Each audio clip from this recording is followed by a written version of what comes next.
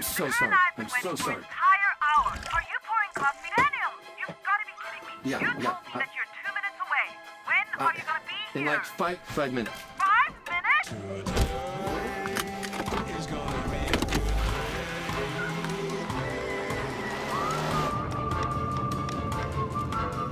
Daniel? Mm-hmm. Oh!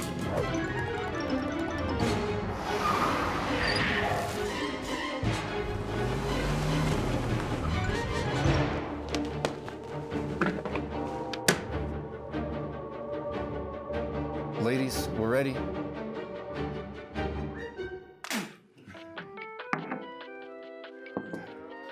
Good morning. Hey, good morning. Congratulations. When are you due?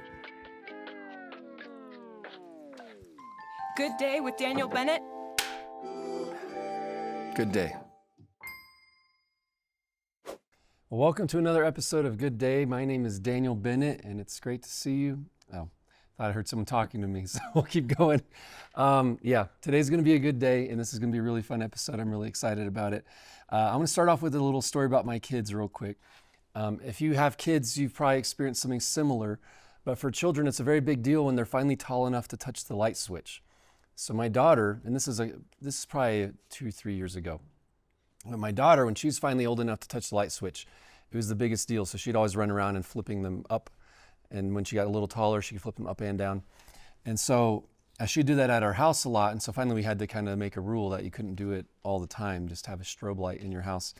But one day after Sunday school, when she was at church, we went to go pick her up, and the Sunday school teacher said, she didn't know any of this that was going on, but she said, you know, Olivia did the funniest thing today. She was standing really calmly just at the wall, and she couldn't figure out why. And all of a sudden the lights went out and she ran away. And so my daughter is standing there and just kind of like flip and just run away. And so I was like, oh, that's her thing right now. She loves the light switch. So yeah, so she was kind of trying to be a spy as if no one would realize the lights went out. Yeah, there's a lot of little fun things where you don't realize when they stop until it's amazing how fast kids grow up. Like you say, I'll never forget this. And then 6 months go by and you're like, my goodness, I can't remember the last time they did that. I didn't realize that would be the last time. So my wife and I always encourage each other to take advantage and enjoy the little moments, because right now it might seem forever and it might only last 2 weeks. And so you kind of got to remember those things. Again, that's why I like to share these stories, so I can remember them later on. So my quick little nugget for you all today is about creativity. You know, God is the ultimate creator, and you'll hear me talk about this a lot. But God is a creator, and He made us in His image. So by definition, He designed all of us to be creators. Part of our nature, we can't escape it. We are creative on the inside. Now, some people may not think they're creative, but it's just not true. Every single human is made in God's image. Every single one of us is creative. And so there's infinite ways to be creative. There's some obvious ones that people recognize, right? If you're a painter or a musician, people say you're creative. If you're a dancer, things like that. But there's many obvious ways, and there's many subtle ways also, right? There's music, there's writing, dancing, making movies, things like that. There's food. You can be creative in how you design food and how you come up with new recipes. Designing buildings, right? Building buildings. Fashion. Curriculum, right? Here we design courses for people. That takes creativity. So there's obvious forms of creativity, and then there's more subtle ones, right? So building a business requires a lot of creativity, right? What are you going to do for people? How are you going to do it? How do you go about things? What structure do you need? Those are all forms of creativity. Birthday celebrations, the way you do that. You know, one thing that the Murans do that my family started to copy, and that's one of my final notes, is when you see a good idea, don't be afraid to steal it.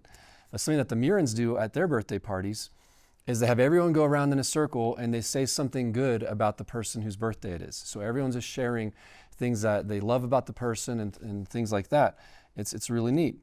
There's also rites of passage, right? Some people have a big celebration when their child turns 12 or 13, things like that, or maybe 15 or 18 or 21 or something like that.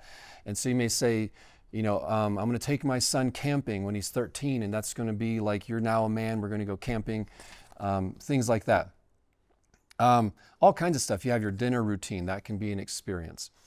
There's a lot of fun things you can do in life if you're just looking for opportunities.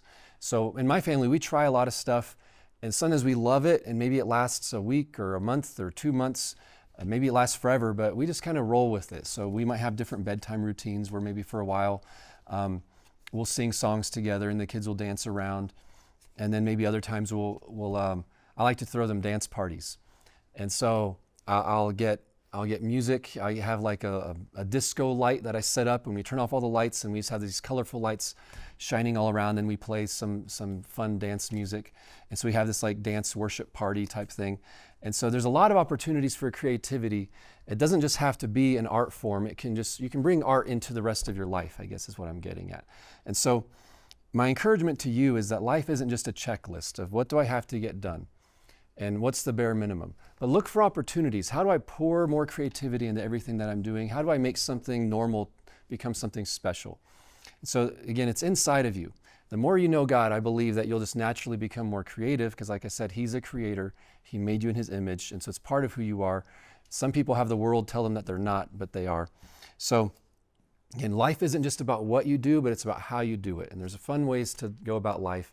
And I do think that's relevant to having a good day, is finding opportunities to make it a really fun, exciting day. So that's what I got for you right now, and I'm very excited about our special guests, so stay tuned.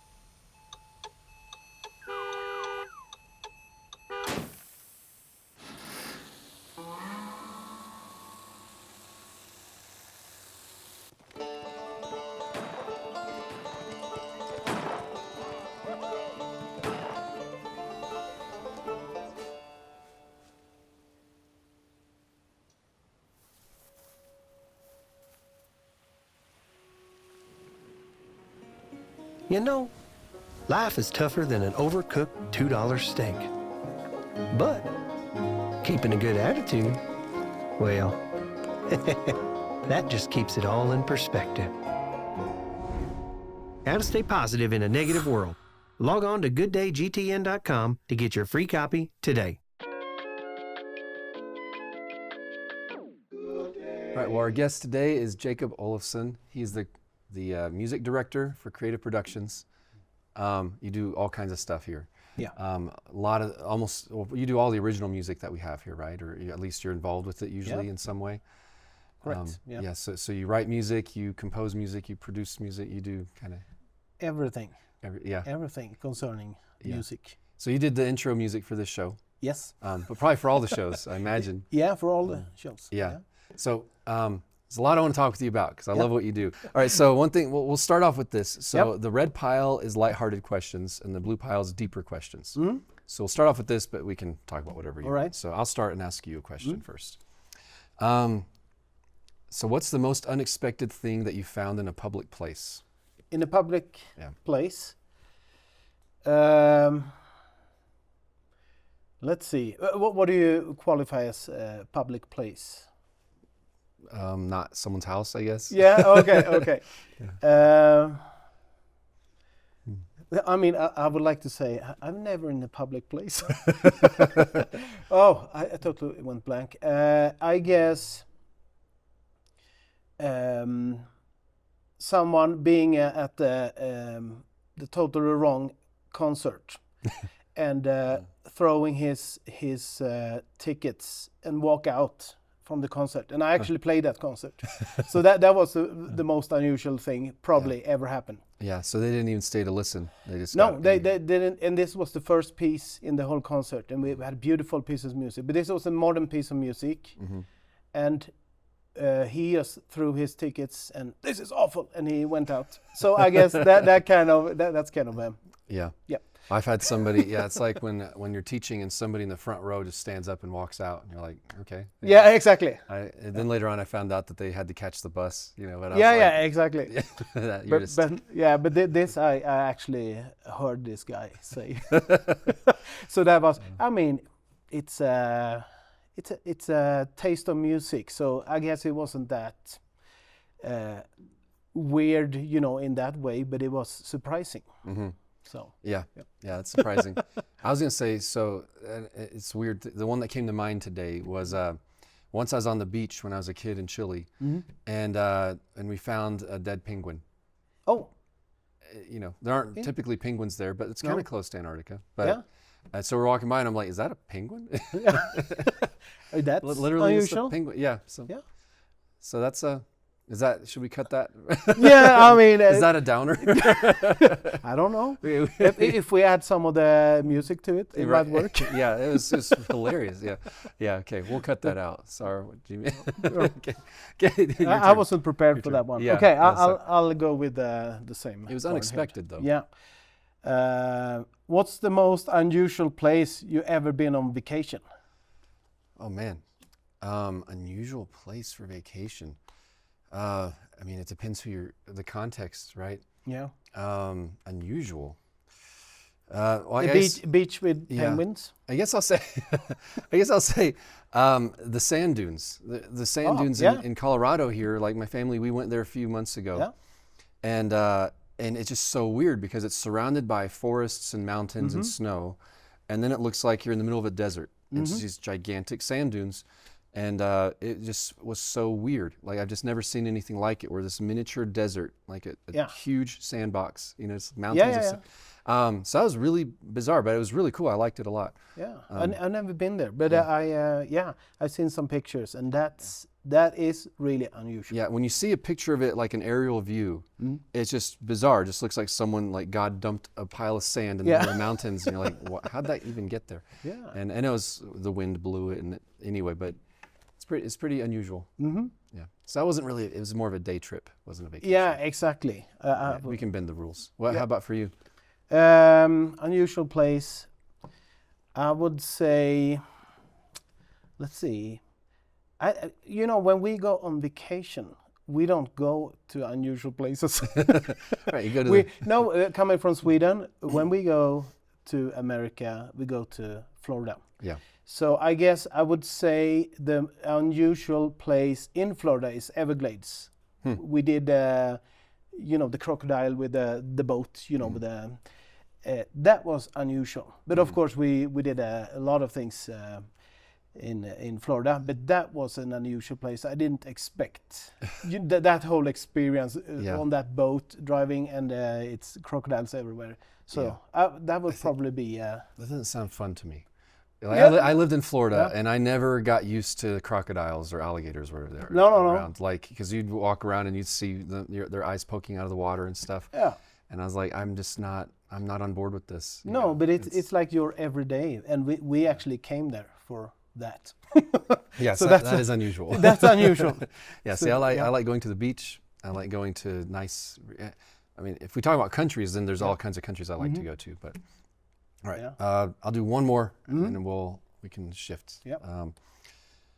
Okay, what's the most ridiculous way you've ever tried to cheer someone up? That was an interesting question. I guess, let's see.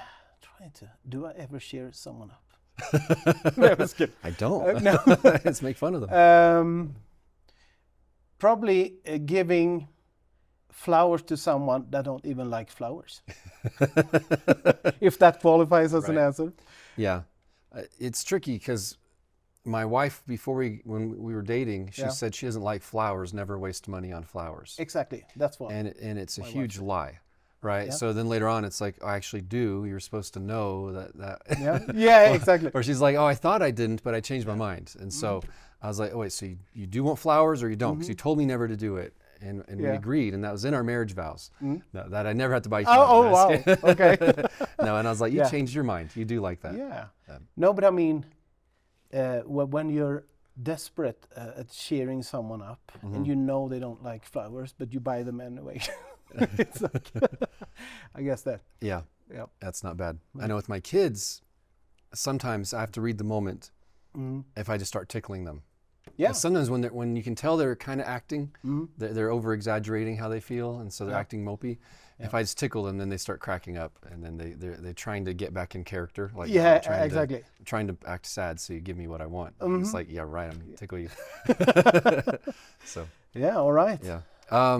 Yeah. So I want to tell you, there's something we have in common that we didn't used to have in common. Yep.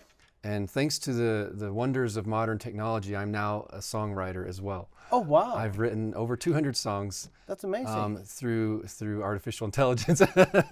Perfect. So Ashley makes fun of me because I'm kind of like addicted to it. Like every day I'm just like coming up with new ideas for songs. No, but you actually write songs for real, write music for real. But I heard that you actually started in percussion, and so you haven't been a composer your whole life, or have you? I mean, I did things parallel. So my daily bread was playing percussion in orchestras, and so that's officially my education. You know, music university, playing a lot of weird music. You know, deep music, complicated music that a few select people listen to, and but I was always doing. You know, what was in my heart all the time in parallel. So I was, you know, I had my computer, I wrote songs, many bad songs. I wrote, you know, melodies. I did all these things, but it was on the side and it was in my heart. So, and that was kind of turned around when we decided to come to 𝗙𝒃 Bible College. 𝗙𝒃 Bible College. No, but so it's like I left the daily bread to come to school, but kept what was in my heart. So I brought that here. So this might be a weird question, but how did you get so good at it? Because your music's some of the best music I've ever heard. Like when I first heard like the David King of Jerusalem, or David King of Jerusalem, I was just in shock. Like, I assumed that we just bought the music from somewhere, because I was like, this is so good. Where'd it come from? And then I found out you composed it, and so good. So like, is it intentional, or is it just kind of like, you know, you got it or you don't got it, you know? No, I think just like you said in your introduction, which I didn't hear. No, I think everybody has it on the inside, creativity. It's just many times you're not put in a situation that you have to exercise it. So I believe, I mean, I don't take credit. I mean, God is the creator, and He has given us creativity, and I think it can flow through writing, you know, music, everything, business, all kinds of things. So I honestly, that production, I mean, I just had to know a few things, but then I need to just put my hands down and get started. So it's kind of like planting a seed. I mean, you can, oh, I have something here, but you never plant it. So nothing happens. You need to take some kind of action. So everybody has these keys, you know, on the piano, for example, 8 keys. And you can, you know, if it's like, no, I don't know. You know, you can think, and maybe I should I'll press down one key. Well, then you got started. But it's kind of boring with one note on it. So, but I mean, that's basically, you need to have some skills, but then you can have a lot of skills, but never actually do anything with it. So I think the reason I was put in front of this project, okay, we're going to do this project, and then I just had to get going. And then as soon as you get going, it's like tangent ideas start to flow. So is that kind of how you start? So like, I don't know if it's similar to writing, because in writing they say there's two types of writers. Some are outliners, where they like to plan it and then they start, and other people like to discover as they go.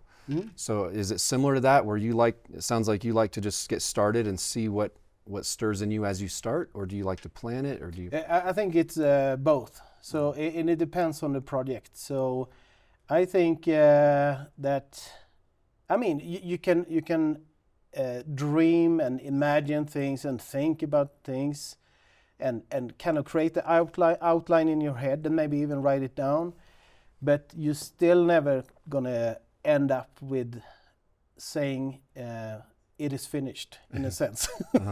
Like Jesus said, it's like you need to, I think a really good way to be creative, to actually have a goal of, okay, we need to be finished with something here.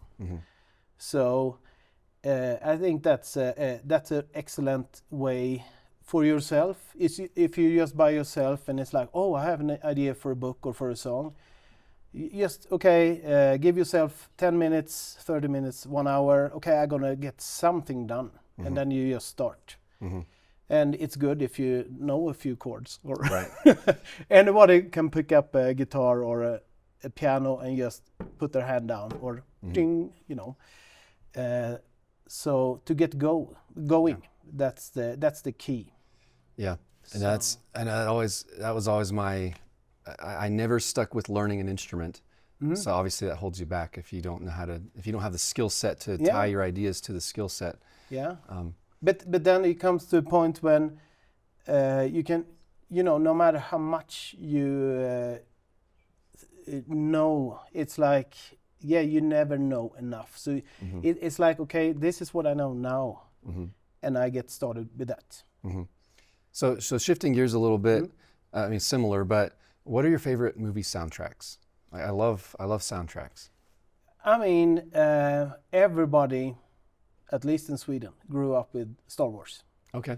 So that soundtrack has a lot of flavors, you know, and amazing things that actually come from the classical music, you know, that I've been kind of playing in orchestra and kind of growing up with, and it's a legacy of that kind of transferred into a movie. So that's kind of interesting. So that's like the orchestral type of music, but then there are so many more hybrid electronic music soundtracks, you know. For Hans Zimmer, he does a lot of those kind of tracks. When it's like you take something, you take an orchestra, but then you do it completely different, not the way you normally work with an orchestra. You record two orchestras, you know, you layer things, so you do things completely different. Instead of 3 trombones, you have 12 trombones. So I mean, you go somewhere else and create a new sonic world.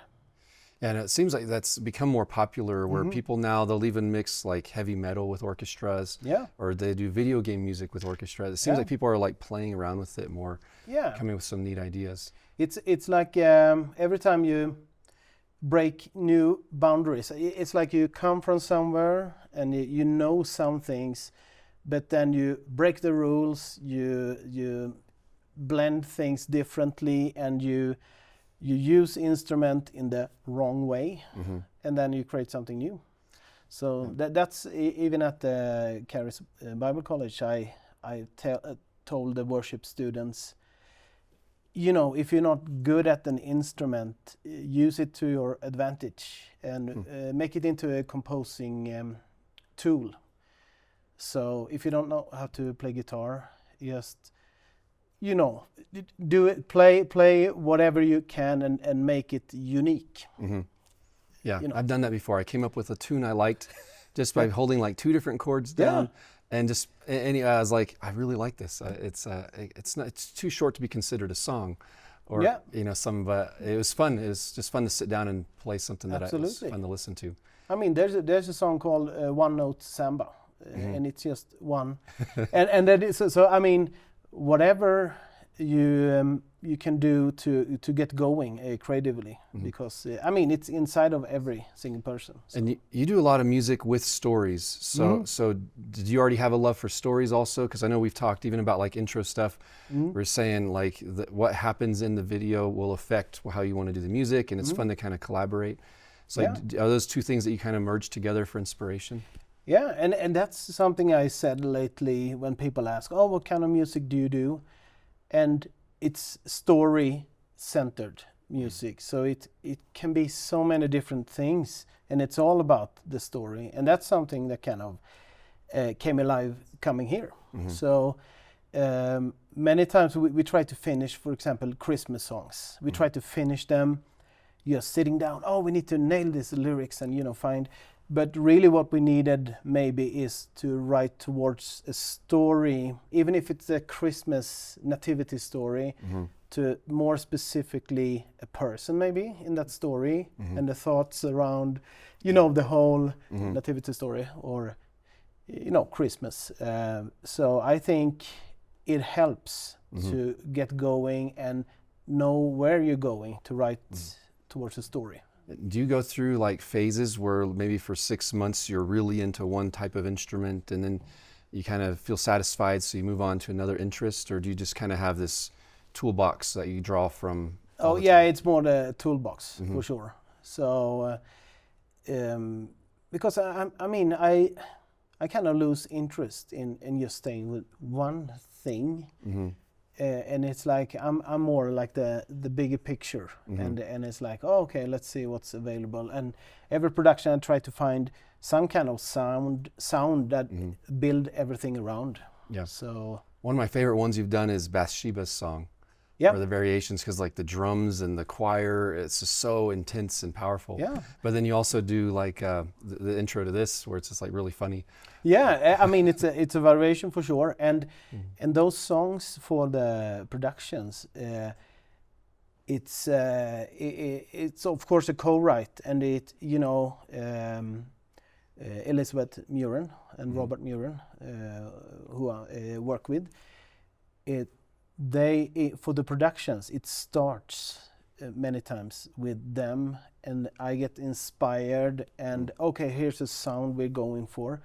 So it's interesting, the creative process. It's like many times I say, like with colors, if you have blue and yellow, and it's like, okay, if we blend them together, we get green. Right.